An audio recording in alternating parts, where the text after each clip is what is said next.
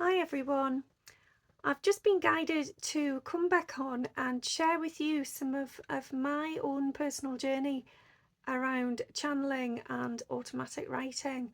So for me, maybe about 5 or 6 years ago, I decided to consciously give automatic writing a go, as I said in my earlier reading. And to be honest, I was not expecting the results that came forward. Um, there was me sitting there thinking, oh, I'm going to get maybe one word, one sentence, if that. And I got pages and pages of information, which it just blew my mind. I did not think that I had that within me. Um, and even after that, I was a skeptic still, always sitting on the fence. Am I in? Am I out? Is this real? Is it not? Is it all in my head? Um, and I went back and tried it a few more times, and every time I did, there was other information coming forward which I just knew was not something that I, as me, as I know myself, would say. um Eventually got to the point where even there's a sort of vocabulary, the way things were written, again, did not reflect my own sort of style or personality, really. And that took some time to get my head around. I did kind of ignore it for a while. I tried to avoid it. I found it a bit freaky. I kind of thought, maybe this is you having some sort of nervous breakdown. Maybe, it's midlife crisis time. And that went on for quite some months. And then what started happening was I realized that, when I was going to bed at night, and for me, going to bed at night has always been the time for me to connect with the higher realms, my loved ones, in heaven, around me, wherever you choose to believe they are, whether they exist, that is your own call on that. But for me, I've always felt that I've had people around me protecting me, guiding me, keeping me safe. And nighttime's bedtime for me is the time when I just have a few words with them, just a little check in, just to acknowledge that I still think about them, I still care, that they are still part of my life. And as it'd been for years, I would get into bed, try and relax my mind, my body, try and de-stress for a few minutes, and just talk to those people. Just check in. Hi, how you doing? I've missed you. How have you been? I'm sorry I've not been in touch. Whatever, anything that comes. It's not something that I've ever sort of stopped to think about. The words are either there, the conversation's there, or it isn't, much like it would be in normal day-to-day life. And what I found was I was starting to receive information. Now, this is all like clairaudiently, it's just coming through. I'm just hearing it. Sometimes claircognizance was there, and it was just a knowing what was going on. But it was something beyond me, out of my control. It wasn't something I was searching for. And here it was being given night after night, and I'd be thinking, this is different, this has changed, this is not, grandparents or loved ones who've passed over. This is something else. And again, I sort of would hear them out, I would think about it, and usually 9 times out of 10 I would fall asleep, because for me that is what happens. That's part of the reason I do it at night time, because I want to unwind, I want to relax. And that's when my guard drops. And I mean, it was a well-known thing that if you struggle to meditate, if you struggle to connect with anything like that, then as you're going into sleep, as you're falling and drifting, or in the morning when you're just coming out of sleep, that is when your guard is down, your ego's pushed aside, and it's most likely to work. But it is also a time where, you're a little bit hazy, you're a little bit sleepy, and you don't always remember what they've said. Some people believe that, whatever your soul needs you to know, or the higher realms want you to understand, if you're meant to remember it, you will. And if not, well, perhaps some of it's been absorbed anyway without you even realizing it. So try not to worry if you don't remember it, if you can't recall it. But for me, it got to the point where I just thought, I'm hearing these things. Some of them blew my mind, and I thought, wow, this is beautiful, it's poetic, it's almost like philosophy, and this is not me. And I want to be able to recall that, I want to remember that. So I started keeping a journal. I say that I started with scraps of paper, bits of tissue, whatever I could grab that was next to my bed. Have I got a pen? Is there a pen around? And scribbling. I even wrote on my hand a couple of times because, you're half asleep and you're not prepared for it. And then something will come through. And then what happened was I'd get to a point where it would be in the middle of the night. So I'd wake up for the loo, whatever, and there's this profound message coming through. And sometimes less profound, something that I'd be thinking, what on earth does this mean? Is this symbolic? Is there a reason for it? It doesn't make any sense. I'll have to look at that in the morning. I'll have to Google it or try and break it down into bite-sized pieces to make sense of it. But I realised I had to be recording this because at the time my brain was half asleep, still is much of the time, and there was no way I'd be able to recall that. So that's when the journal came in. And I think, my husband at the time be thinking, oh, there she goes again. She's putting the lamp on. She's writing something down. Because for months I had done it in the dark. I thought, I'm not disturbing him. I'll just quickly scribble this down on a bit of paper, only to wake up in the morning to find that the pen hadn't worked, or I can't even read it. This makes no sense at all. Or part of it would be off the page. So eventually, yeah, I would be putting the light on. And then eventually I had a few messages and I woke up, and I'm not kidding, during the night, this is when you're really half asleep, you're looking and you're thinking, goodness me, this is a lot of information. How on earth did I write that down when I was in that sleepy, neither here nor there state? And I was thinking, they've got more to say. This is probably not the best time to be doing it during the night when I'm trying to get some sleep. So I decided I had to step up and be brave and just push that step a little bit further out and try it during the day, to actually be consciously going for it. So just like I would be talking to my loved ones and those around me who've passed over, I did the same thing. I just took a moment to connect, as I would at night time, but this is during the day, and I just openly said I was ready to receive and to thank those who had come forward already to share information with me. And if you want to share any more, I'm ready. I'm ready for that. Now, part of me was thinking, oh my goodness, what am I doing? Is this going to be some sort of attack from the other side? Am I going to get ghosts following me around? And that might sound absolutely daft as can be, but when you're kind of in or out, you don't know whether it's real or not. There is still that element of, is this too much? Is this a bit dangerous? And I had learnt that as beings here, we have to have control over that situation with the spirit realms, the higher realms, those that have passed over. And it takes time, but you can learn to discern who is who, right from wrong, sort of good or bad energies. You get a feeling for who you're talking to and whether that's somebody that you want to be open to receiving. And at first, these, what I would call words of wisdom that were coming through, were amazing. They were kind of, ooh, this is some special person. This is a philosopher, or I don't know, somebody with a lot of knowledge, an ascended master, whoever.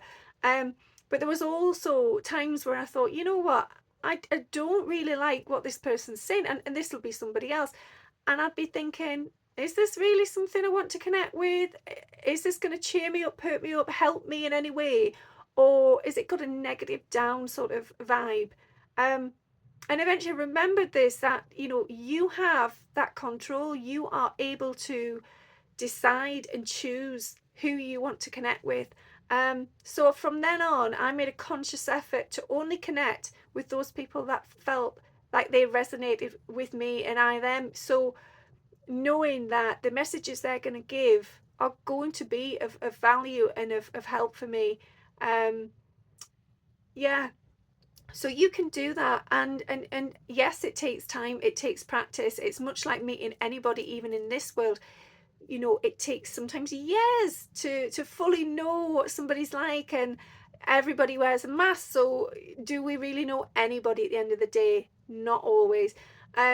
And it's much the same, just because people have passed over, or perhaps they're higher beings that have never incarnated, that doesn't mean that what they say is right, is the truth, it's how you interpret that information, and whether you want to receive that information, and whether it's right for you at that moment in time. You have the power to control that. Nobody's going to sweep in and just say, right, you've got to listen to me, I know everything, do as I say, I'm from the higher realms, I'm right, you're wrong. That's not the way it works. So do take your time, do be mindful, and if you feel that there's something going on there that you don't like, or you just, I don't know, maybe you find them a bit too offhand, a bit cold, a bit rude, say so. Just say you're not happy with that, doesn't resonate with you, doesn't sit right well, and politely ask them to move on, and create that space for somebody that does work for you, that is going to be of help on your journey. So give that a go. Give it a go. Just actually trying to sit with the message after you've done it as well. It doesn't have to be in that moment. I mean, obviously, if you're feeling something that's not feeling nice, action right then and there. Close it down, shut it down, keep your space safe. But other times you can look back at what you've written, or whatever, and feel it, read it, think, did that sit nicely with me? Did that resonate? Was that of use and benefit to me? Or is it something that's actually made me feel, a bit shitty?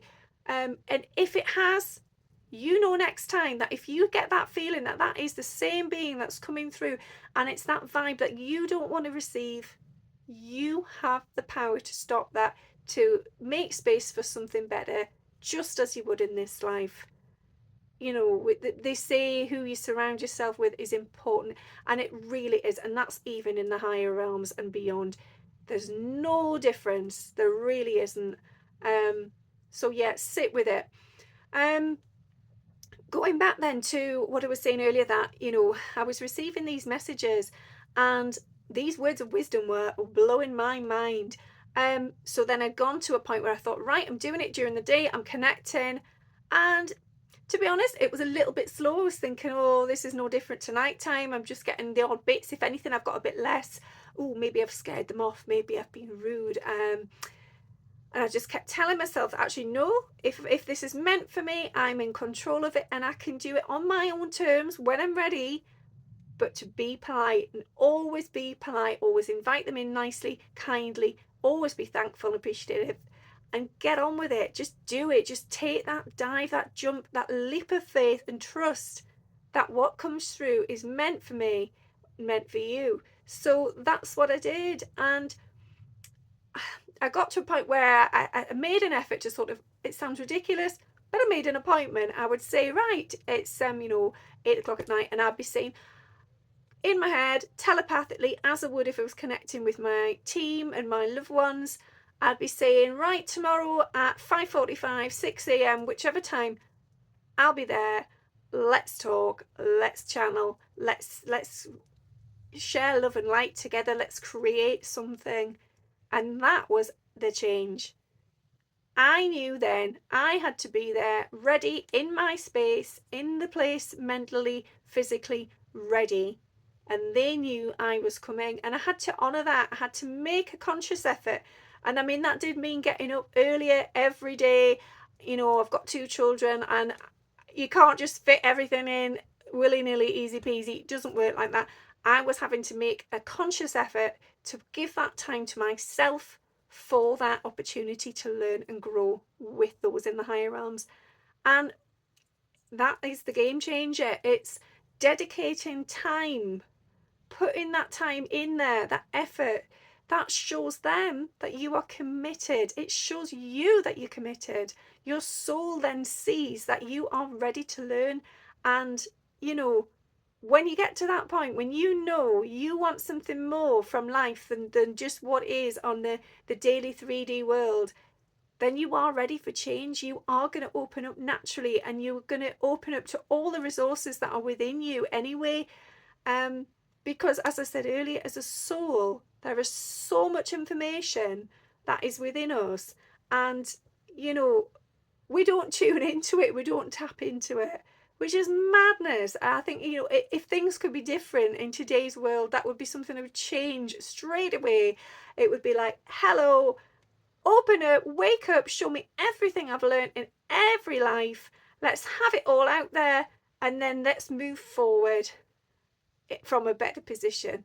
But, you know, there's obviously a reason, isn't there? There's a reason we come into this life forgetting everything. We've agreed to forget, we've agreed to put it behind us, to learn and try again and again and again. But on a soul level, you know it, it's in there. So listen if you can. Pay attention to even the smallest of little signs, because they're there for a reason.